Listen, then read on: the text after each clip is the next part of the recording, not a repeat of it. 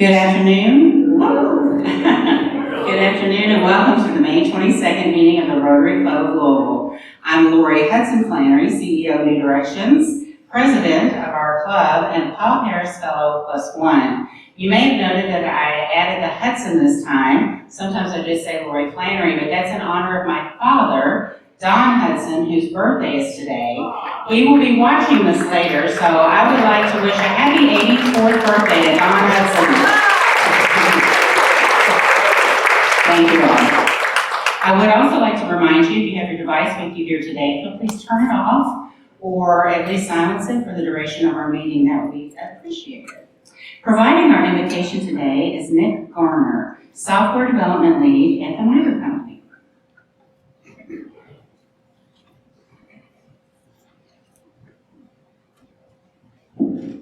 The words for today's invocation come from the collected quotes of Fred Rogers, Mr. Rogers, and start with his address to Congress justifying funding for PBS. When the money ran out, people in Boston and Pittsburgh and Chicago all came to the fore and said, we've got to have more of this neighborhood expression of care. I give an expression of care each day to every child to help them realize that they are unique. I end the program by saying, you've made this day special just by your being you. There's no person in the whole world like you, and I like you just the way you are. And I feel that if we in public television can only make it clear that feelings are mentionable and manageable, we will have done a great service. I've tried in this country to present what I feel is a meaningful expression of care. When I say it's you that I like, I'm talking about that part of you that knows that life is far more than anything you can ever see or hear or touch. That deep part of you that allows you to stand for those things without which humankind cannot survive. Love that conquers hate, peace that rises triumphant over war, and justice that proves more powerful than greed. Love isn't a state of perfect caring. It is an active noun like struggle. To love someone is to strive to accept that person exactly the way they are, right here and now.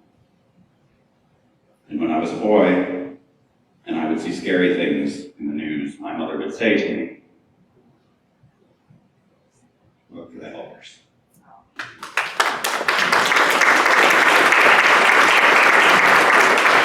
Thank you, that was lovely. Now to lead us in the pledge and the Rotary 4-way test is Jeremy Vakurka, Director of Operations at Miranda Construction. All right, thank you, President Lori. This is my first time behind the podium. Can you make me follow that? I mean, here we go with the pledge. Okay, here we go. Pledge allegiance to the flag of the United States of America and to the republic for which it stands, one nation, under God, indivisible, with liberty and justice for all. Okay, 4-way test. Is it the truth? Is it fair to all concerned? Will it build goodwill and better friendships? Will it be beneficial to all concerned? All right, thank you for that, Jeremy. You did an excellent job. Okay, this is the time, if you have a guest with you here today, Rotarians, if you will please come to the microphone over here to my right. Make sure you introduce yourself first, and then your guests, indicating their name and their affiliation. And guests, when you hear your name, if you'll please stand just briefly so everyone can put a name on the face. Thank you. Thank you, President Lori. I'm Susan Zepeda, and my guests today are my daughter, Dr. Sophia Zepeda, who teaches at Williams College, Mystic, Connecticut campus, my son, Adam Gosell, who's at HP in Oregon, and my granddaughter, Lydia Gosell, who's a newly minted graduate of the Elliott School of International Affairs at George Washington University. Well done.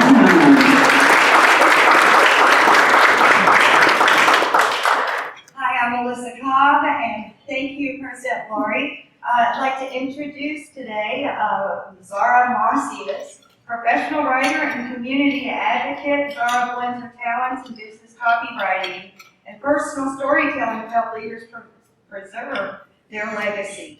Graduating with a political science and international relations degree in 2020, she is also a Cornell Certified Women's Entrepreneurship Scholar and Ambassador for the Mayor's Office for Women, driven by a deep eagerness to serve. Thank you for joining me today. Welcome.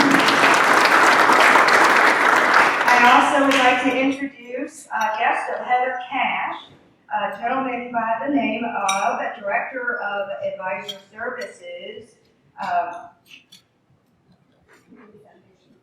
Yes, I'm looking for your name. Sean Sparks. My apologies. Sean Sparks. Sean Sparks, Director of Advisor Services, Community Foundation of Louisville, serves as a subject matter expert and resource to wealth advisors and other prospect groups across the Louisville area on how the Community Foundation of Louisville can help individuals incorporate charitable giving strategies in their wealth management plans. Thank you for being here. Welcome. Thank you, President Lori. My guest today is Elena Blacos. She is a realtor here in Louisville, but she also works for District 15 Jennifer Chapel as her Director of Public Projects, and she is a member of Louisville Community Council. Welcome. Thank you, Rotarians, for bringing such fabulous guests, and thank you guests for being here. When you hear me ring the bell again, that's going to mean that we are adjourned. If you will make your way, guests, over to the table that's closest to the door, there's a placard on top that says, "What is Rotary?" And we'd like you to just spend a couple of minutes talking to a seasoned Rotarian about what Rotary is and what our club is all about. Just a few minutes, we'd appreciate it.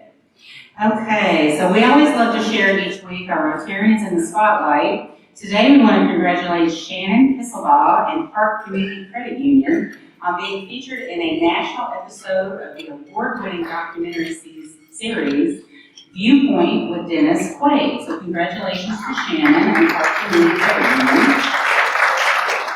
And we also want to extend another thanks to Louis Straub and Independence Bank and his team. We had a fantastic Rotary Business Synergy event, Tuesday, third annual one in a row. It's in collaboration with White House and Rotary corporate member Canopy. So thank you again, Louis Straub, for your leadership. He is a board member as well, so he gives back in many different ways to our club. I want to note that you need to, I'm sorry. Don't forget the video. I have a little video to show. Thank you.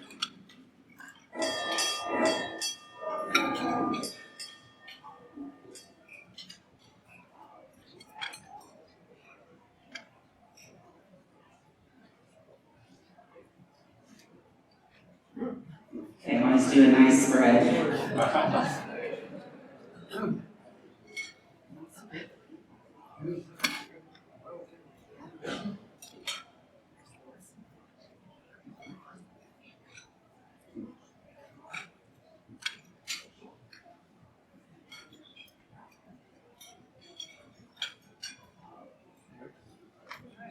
That was great. It was really a great event. And you know, most of the synergy events are wonderful, and they're definitely worth going to. This one in particular, bringing 3 different groups together, I think adds just a little bit extra energy and getting people interested. As you know, White House, for people who are either new to their jobs, certainly people who are younger or earlier in their careers. And so exposing them to Rotary early on, I think, plants that seed for people as they go through their career. So excellent idea, and I'm glad that we have done it now 3 years in a row. So thank you all for being there. That was a lot of fun. It is now time to also celebrate another annual thing we do.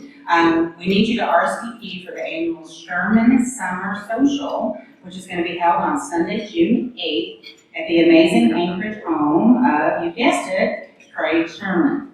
Rain or shine, this is always a very special event. You can scan the QR code today, or you can get on the website later, and of course it's always in Sparks as well. There's a link there on both of those if you don't want to do the QR code today.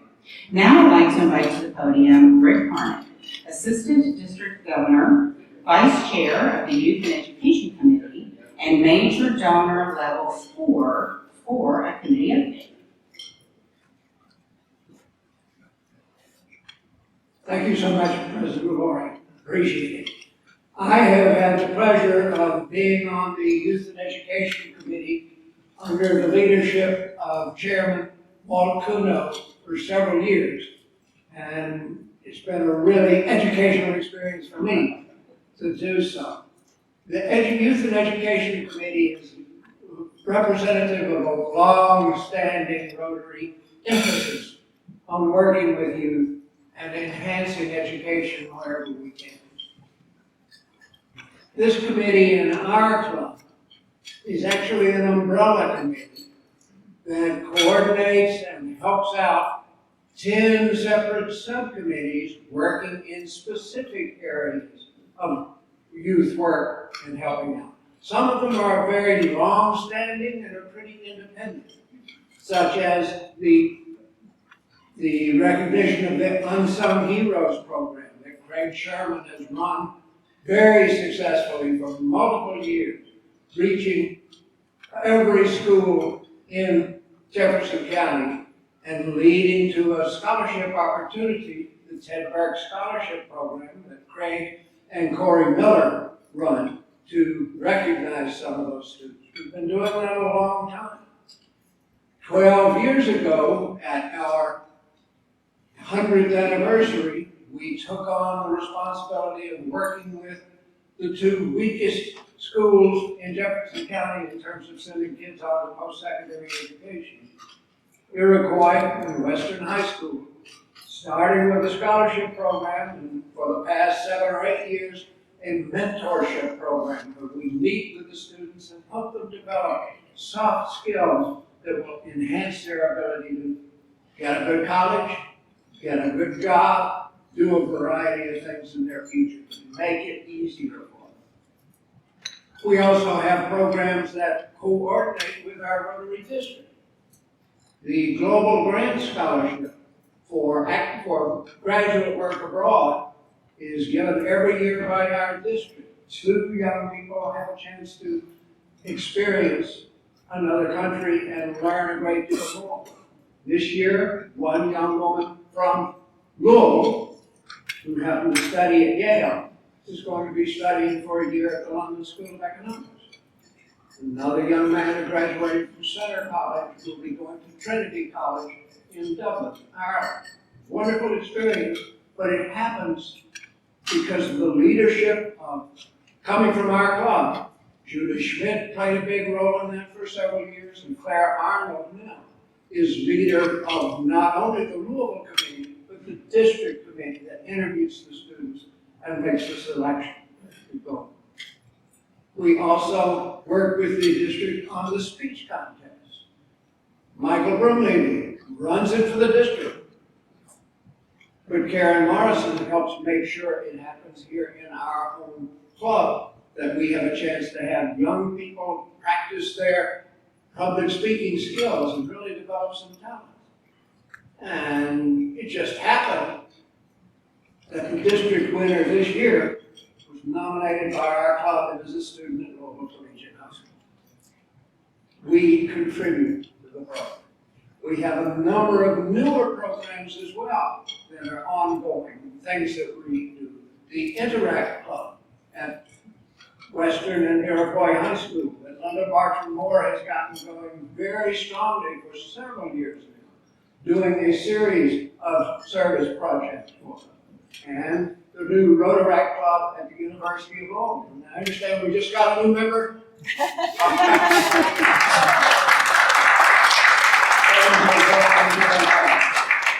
Some newer initiatives that we're working with the West End schools and reading with the 8th grade students there. Supporting the Dolly Parton Imagination Library and helping them let more families know that this is a wonderful way to get their kids started thinking positively about reading. The Educational Justice Program. As a matter of fact, that subcommittee really needs a new chair if anybody wants to do that. But all of these committees need your help, your interest, your involvement. Walt and all of the subcommittee chairs, I'm sure, would be more than happy to enlist your support. Thank you.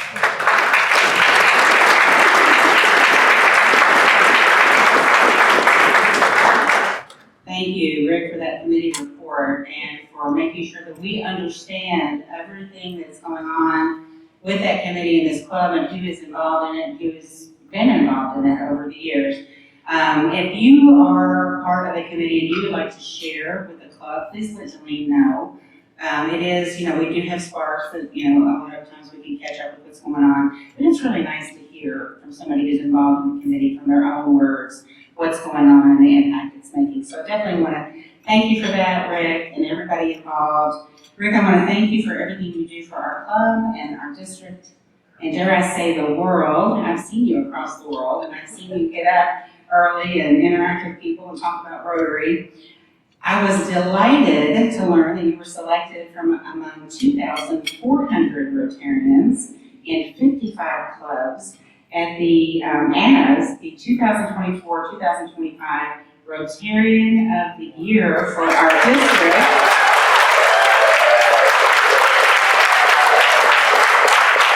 Which is District 6710.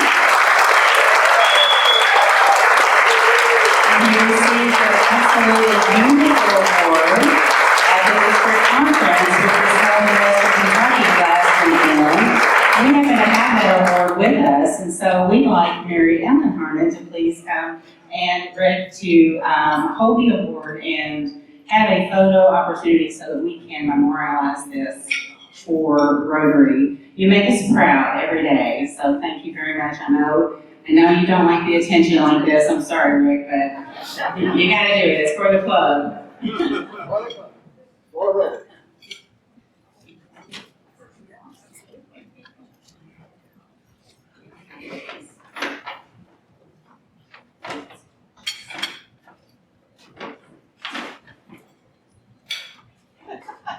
It's stuck in there. That's packed well. We didn't want to break it. I don't know if this is appropriate for the wife to give it, but when it was awarded, look what's at the top, the globe. And frankly, if there was ever a symbol of my husband and his dedication to international service, this is it. So Rick?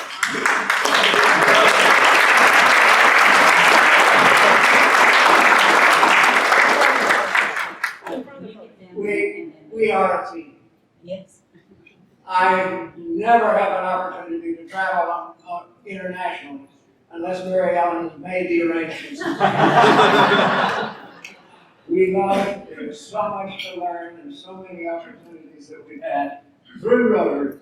So many connections we have made. Happy to talk to everybody about it. And I think in 2 weeks, I'm scheduled to talk about Rotary fellowships. That's something to learn.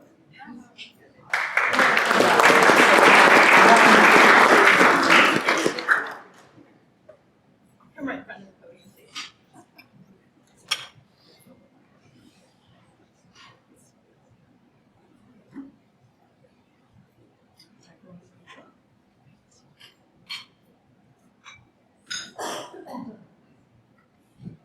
Congratulations.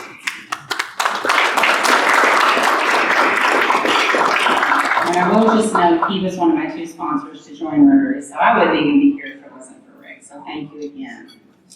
Okay, now I'd like to invite to the podium Julie Schmidt, Senior Director of External Affairs at KET, Paula Harris Fellow +1, and one of the best darn presidents Rotary's ever had, to introduce today's speaker. Thank you, Lori. Well, good afternoon, fellow Rotarians and friends. It's truly my honor to introduce today's featured speaker. But first, I'd like to thank many of you in the room that have supported KET. You're members of KET. We have a couple of people in our club. Judy Handmaker is a Friends of KET board member, and Mary Michael Corbett, a former Rotarian, is as well, and Steve Carrick serves on our Commonwealth Fund board. And so many of you all have been just tremendous friends to our organization. We would not be able to do it without you. Earlier this year, KET opened a brand new state-of-the-art production center right in the heart of downtown in the American Life Building, and Nana Lampton helped make that possible. The investment is nearly $6 million, and that was made possible through private support. a generous grant from the James Graham Brown Foundation, from the Gaines Foundation, Barry, from Henry Heiser, and others. We are so excited to be able to do more for this beautiful region that we all live in through KET, and thank you for your support. Come see us. So next, I'm so honored to introduce our guest speaker, Renee Shaw. She's the Director of Public Affairs and a moderator for KET, but that doesn't begin to tell the story of the impact that she has each and every day on so many across our great Commonwealth. She received her undergraduate and master's degree from Western Kentucky University, and I think she just saw a fellow hilltopper, right, when she read that. And while attending college, she began her career in broadcasting, first as an intern and then a treasured employee of WKU Public Media. Renee joined KET in 1997, and since 2001, she has been leading KET's legislative coverage of the Kentucky General Assembly. She truly knows where the bottoms are buried over there. She knows more about bills and legislation than probably anybody. Through her leadership and dedication, KET's public affairs portfolio has expanded greatly to include a statewide daily news and information program, Kentucky Supreme Court coverage, town hall style forums, and initiatives around truly complex issues, such as the opioid and drug addiction, youth mental health, and aging, and so many other topics. In addition, Renee is highly sought out as a moderator and presenter on her own across the state. She is highly trusted, respected, and appreciated, as is evident by a wide range of accolades, recognition, and industry awards. In fact, it tallies nearly 4 dozen. So there was something in the sparks about her background, so I won't share all of it, but there's a few I would like to recognize. She received the Kentucky Departments of Public Advocacy and Personnel Cabinet Award, the University of Kentucky Martin School of Public Policy and Administration with the Kentucky Trailblazer Award, the Kentucky Society of the Daughters of the American Revolution, Barry College Service Award, named the Unapologetic Woman of the Year, Kentucky Association of School Administrators, the University of Louisville McConnell Scholars Outstanding Leadership in Kentucky Award, Women Leading Kentucky's Governor Martha Lane Collins Leadership Award, and here in Louisville, the LCCC Lyman T. Johnson Distinguished Leadership Award, and there's more. She was inducted into the Kentucky Civil Rights Hall of Fame, the Western Kentucky University Hall of Distinguished Alumni, and a few weeks ago, the University of Kentucky Journalism Hall of Fame, and a Pinnacle Industry Award, and Ken, you know how special this is. Renee was entered into the Silver Circle of the National Academy of Television Arts and Sciences. Do you know anybody that's loved by such a broad spectrum of organizations and people? I give you Renee Shaw.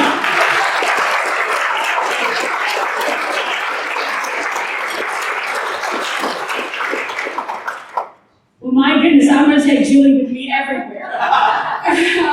That was just tremendous, Julie. And I have to say, Julie, I've worked with her now. It's probably been 2 decades? Yeah. Close? More? I mean, that shows our age a little bit. But she is indefatigable and does a tremendous work for us to communicate our message and our relevancy. And it's the reason why we are such a trusted and relevant institution, because she is boots on the ground. So I thank you, Julie, for everything that you do. Nick, my goodness. I mean, I hadn't been in the room 5 minutes before I started to tear up. Thank you for that. So poignant and timely and just heartwarming, because we need the wise words of Fred Rogers right now. And if we can embody his spirit, certainly we will teleport him from glory. Sean Sparks. Sean and I worked together at Western's Public, they call it media or Western's Public Broadcasting, back in the TV station some 30-something years ago.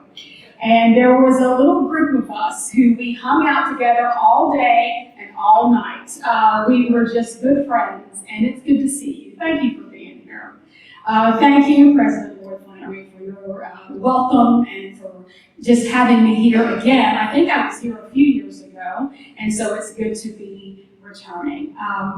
You know a lot about my background that Julie has shared, and I just want to put a little pin into KET because my adult life, really, postgraduate work, has been at KET. It's an institution that is, it's not just how I make a living, it truly is my heart for what we do, and not just because of the public affairs work that I'm so honored to do, but our education work. Susan Zepeda, we go back a little piece working with wonderful health policy programs with the Foundation for Healthy Kentucky, and I credit you for helping to elevate our health work across the state. We didn't know what ACEs were until we talked to you, adverse childhood experiences, and all of it you have pushed forward to help make this a healthier state. So there is so much about KET for 50 plus years that we have tried to serve the Commonwealth, and we will keep on keeping on doing that work. Not only do viewers trust KET, see the relevance in KET, but they see themselves in KET, right? Most of us, I mean, I'm a native Tennessean, but now I have lived in Kentucky more than I have lived in Tennessee. My whole maturation, I say that I was born in Tennessee, but Kentucky raised me up, right? And so I understand that the programs I produce are about my neighbors, my friends, community members like you, leaders like you who do really good work. And I'm just gonna spend some time talking about the changing media landscape. We won't do the rah-rah for KET because you know we love it. But in a time when the media is changing, our responsibility, our competition, the external forces, sometimes we have to preach to ourselves why we do this work and remind ourselves of the honor that it is to be good stewards of information, because information is power. There's a lot happening now. As you know, the information ecosystem has drastically changed the last 30 to 40 years, and there are far more options available in content than there's ever been, particularly when I was a youngster with a TV that had the rabbit ears and the aluminum foil and you stood on one leg at 90 degrees, right? And one of the things that I really want to hit on today is about how it's not just up to the industry to get it right, it's also up to consumers to get it right. We, as producers, are somewhat limited by the perceptions of what people say they want, but they really don't want, right? As Pulitzer Prize-winning author and journalist Wesley Lowery once said, journalists have to operate from a place that separates the best from the bulk. And here are some critical questions practitioners like myself of journalism and those in public media in particular must constantly ask ourselves. Are we collectively doing what it takes to bring out an informed citizenry? Have we even come to a common understanding of what an informed citizenry is? Do we even know what that's looked like? Do we even have a shared meaning of that? What are the models that work for building trust within different, disconnected, even hostile segments of society? How do you convert who I call news atheists or agnostics? Is intensifying polarization and the rinse and repeat of rhetoric of press-bashing politicians just too much to overcome?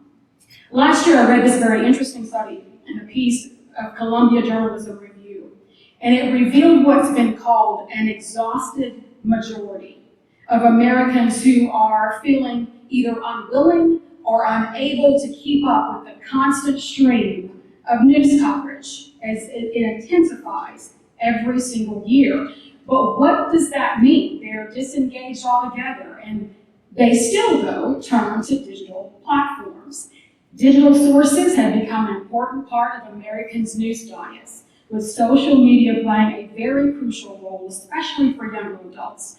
Surveys show that overall just over half of U.S. adults, 54%, say they at least sometimes get their news from social media. That's up slightly compared with the last few years.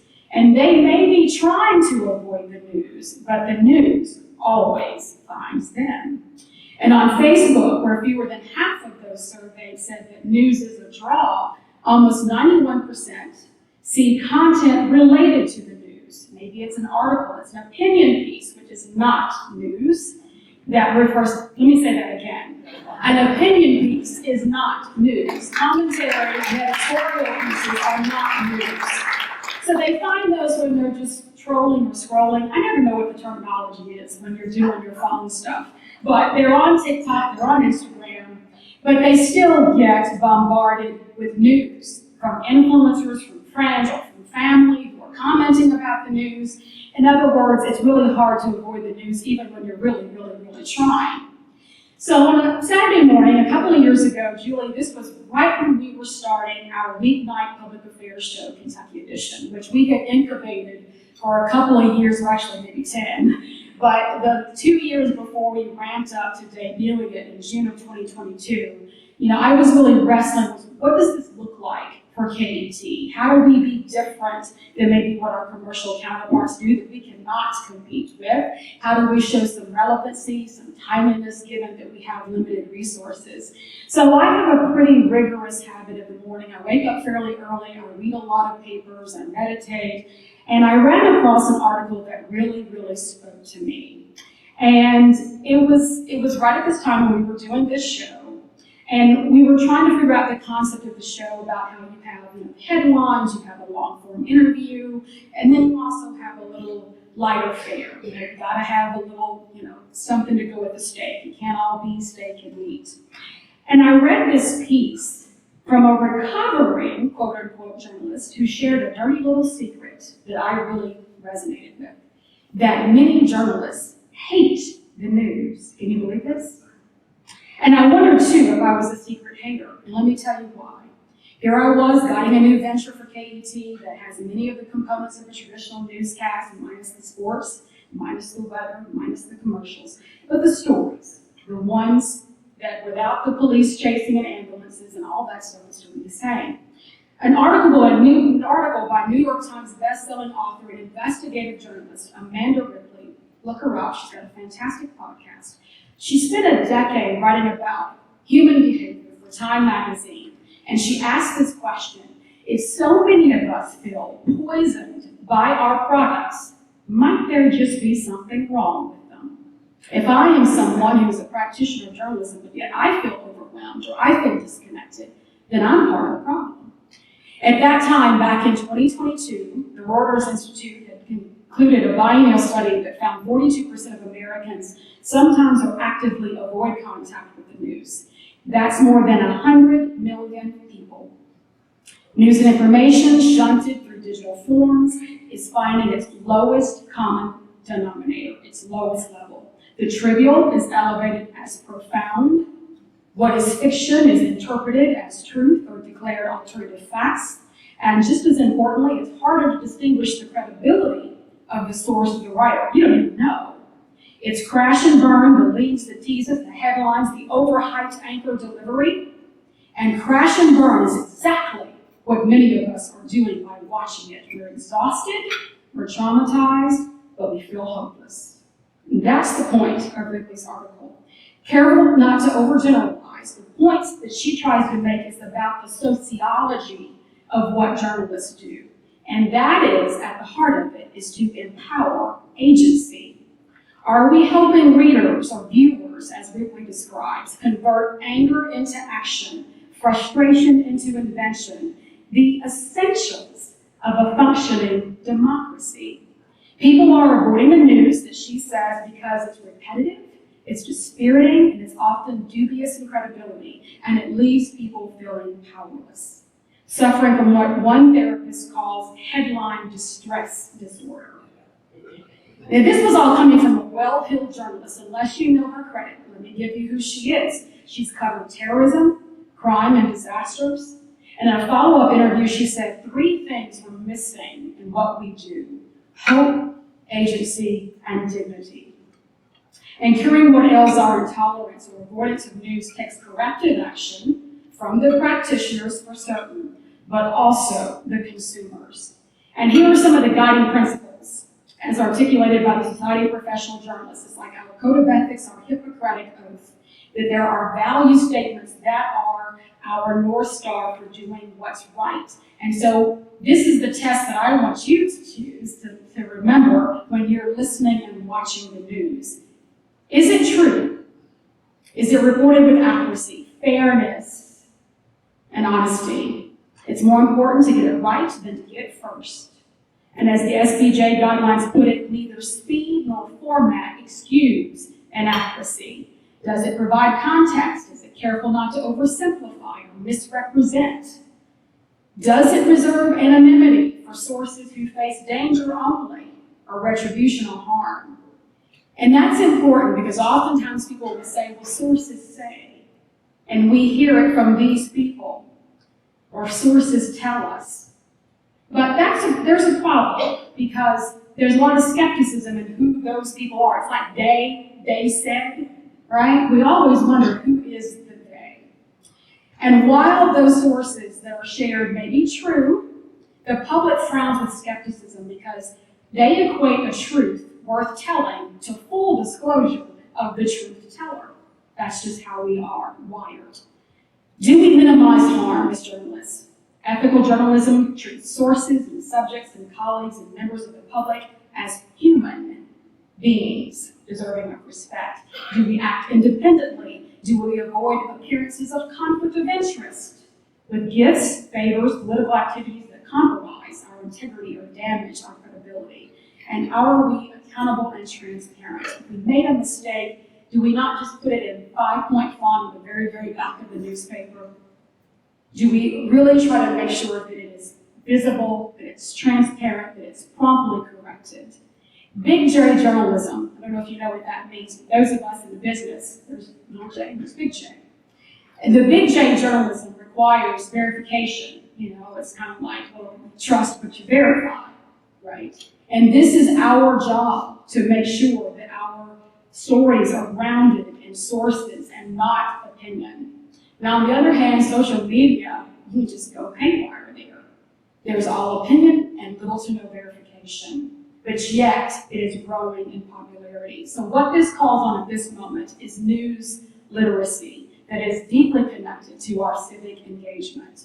Now, circling back to the news avoidance that many are practicing now in the absence of hope and agency, there are some approaches, and we do them at KET, and I think other newsrooms are also taking a cue.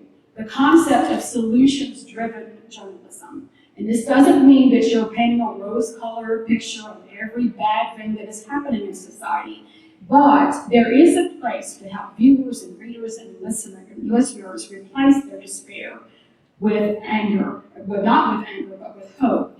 David Bornstein, who was founder of this kind of solutions journalism network, says solutions journalism is not about pushing puff pieces, but making solutions-oriented coverage a core of the news that sharpens the accountability and increases trust and engagement.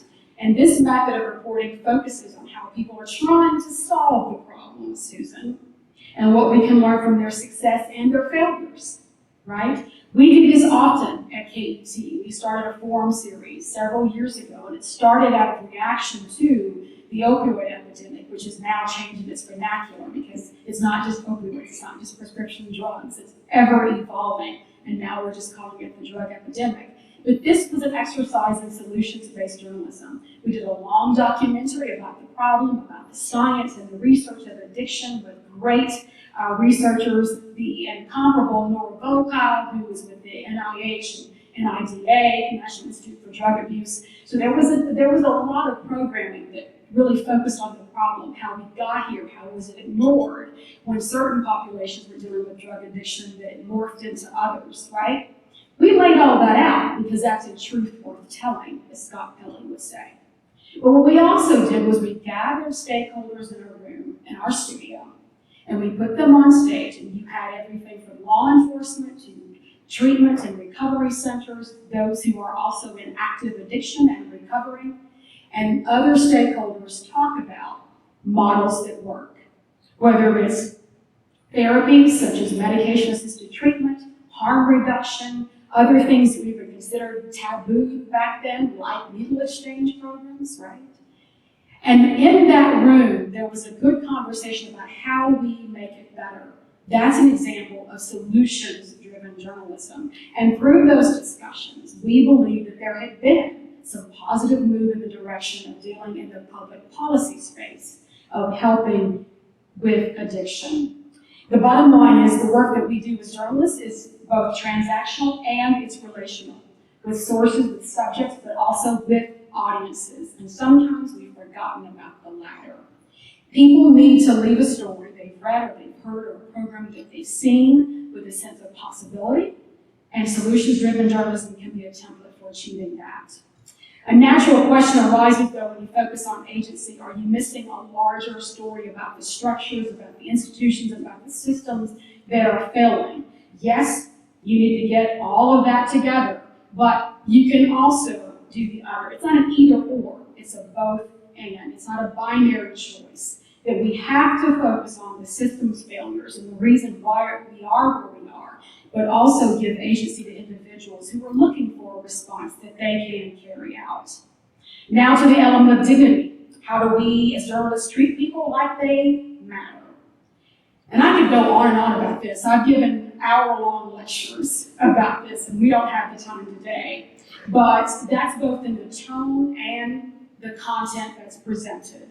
The sources cited, the interviews we gather, but it's also the structural manifestations of that goal to treat people like they matter. So if we go back to Amanda Ripley, who I told you about, the author and the journalist, the podcaster, all of this stuff, who was the burned out, recovering journalist who talked about news exhaustion, she points out that the New York Times started doing something. It was called an internal content management system.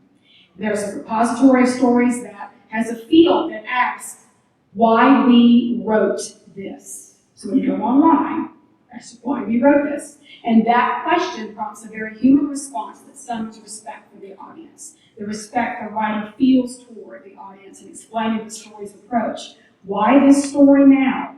How are you trying to do it differently than before? And how this connects to the mission to serve and inform the public in the public interest. We have to do a better job of explaining to people why we do what we do and how we do it. Explanatory journalism, as the name implies, does that very well. And we know that this is a style that came about in the 1980s. It advanced during the digital age through works like Nate Silver, who is the master of political calculus, Ezra Klein, Kai Risdahl.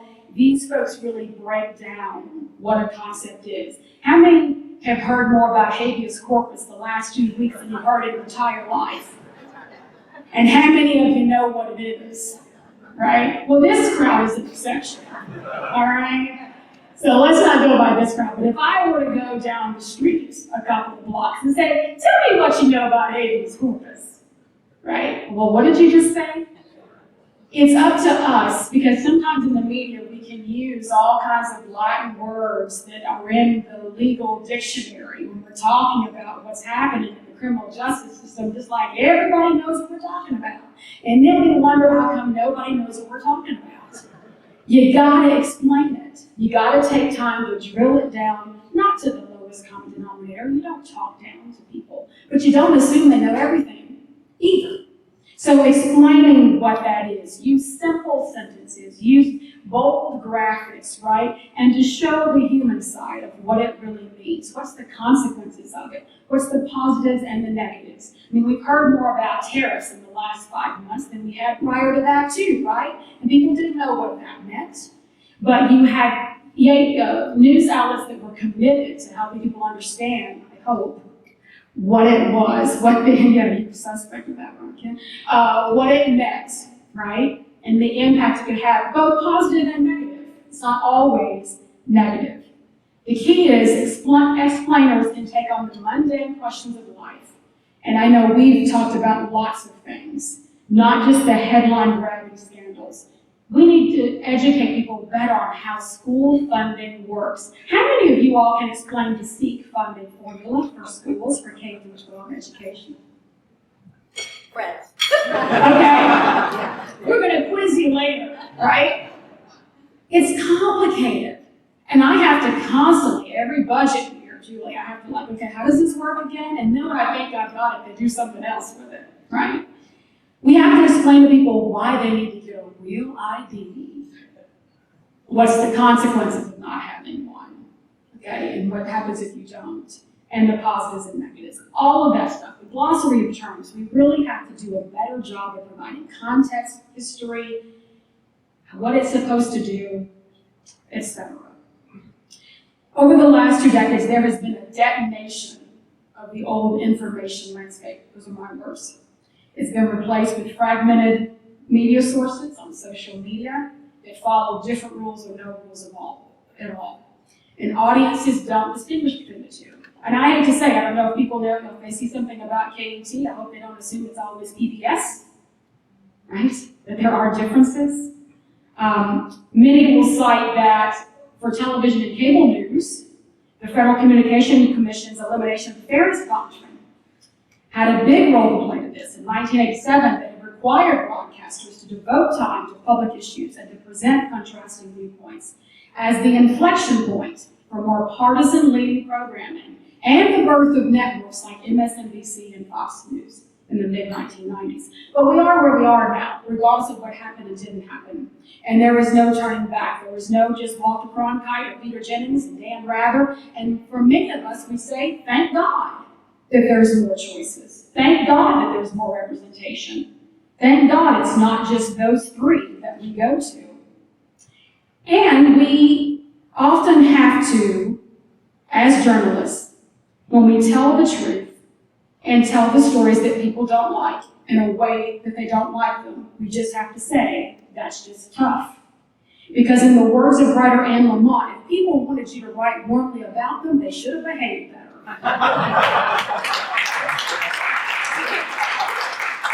So, for those of us who take this work very seriously, as I have for more than 30 years now, which is very, very hard for me to say,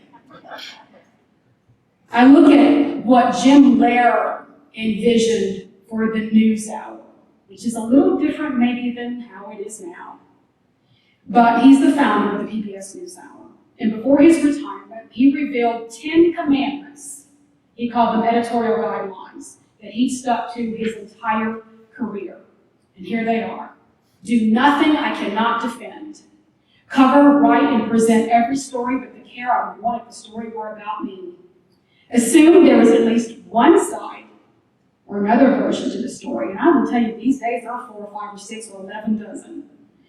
Assume the viewer is just as smart and as caring as I am and is as good a person as I am. Scott Pelley has a great book called Truth Worth Telling, and it's a chronology of his career. But he often talks about how now we don't just say it's a bad idea, we say it's a bad person. We gotta stop vilifying people for having ideas we don't agree with. Assume the same about all people on whom I report. Assume personal lives are private matter until a legitimate turn in the story absolutely mandates otherwise. Carefully separate opinion and analysis from straight news stories and make that plain as day. And do not use anonymous sources or blind quotes except on rare and monumental occasions.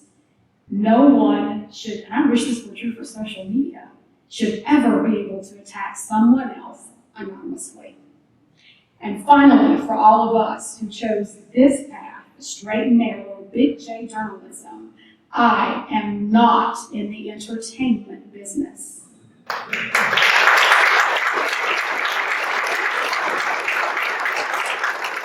And I would add to his, this is the 11th commandment, Renee Shaw addendum to Jim Lehrer, and I'm sure he's like, stop it, Chick, you need not, but I will proceed. Connect with the people you serve. Know your community. I mean, Julie and I, we put a lot of miles on vehicles doing things like this, going to rooms and talking to organizations, because I feel like at a time right now, we have got to really do a better job of helping people understand their news diets and news literacy and how it connects or disconnects them to democracy. Democracy is on the line. But I will say I am hopeful, having worked with a lot of young people. We're blessed to have an awesome internship program at KET named after our founder, Old Litter Press, called the OLP Internship Program. And there are very bright kids who are committed to those 10 commandments and then some. They look for their helpers, Nick. They foster relationships and they're dedicated to the truth. And that is a truth worth telling. Thank you all so very much.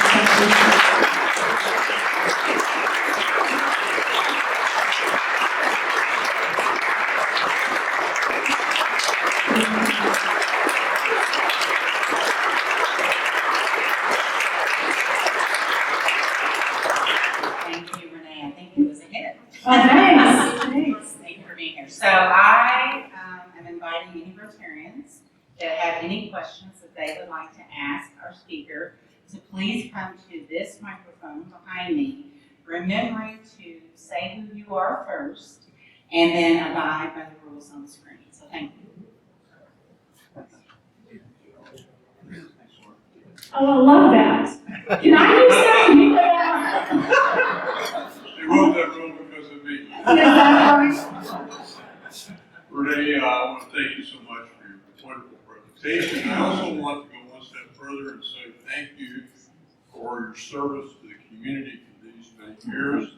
In my book, and you know, as many of us here in the room do follow public affairs quite closely, you're one of the stars of the firmament. You're up there with Al Cross, maybe a couple other people who really have done great things for our Commonwealth. But here's my question for you, and I'm trying to formulate it. You've touched it, around it a lot. But since you and I first got involved in public events, I preceded you by a few years. The world has changed media-wise, totally changed.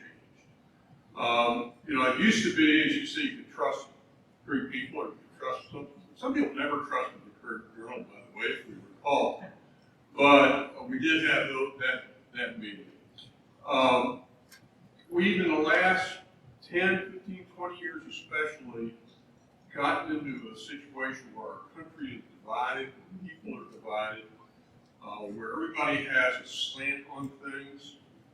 It makes it very difficult to enjoy life, frankly, and certainly enjoy the news that you put your finger on. And some of it may be because of the profit motive, maybe because Rupert Murdoch decided it's a good way to make money to take an alternate point of view from Walter Cronkite and so forth. Maybe it's because of social media and the algorithms that they run that appeal to people's hatreds and raw emotions. But I'm wondering if your thoughts about getting out of this conundrum we're in, because to me it seems like we're locked into this for a long, long time. Yeah, no, you're right. Everything you said is on point. And I wish that I spoke to Center College just a couple of weeks ago and posed a very similar question about are we too far gone? And I remember a few years ago, there was a quote from a journalist who will remain unnamed, who said, "We are not as bad as we're acting."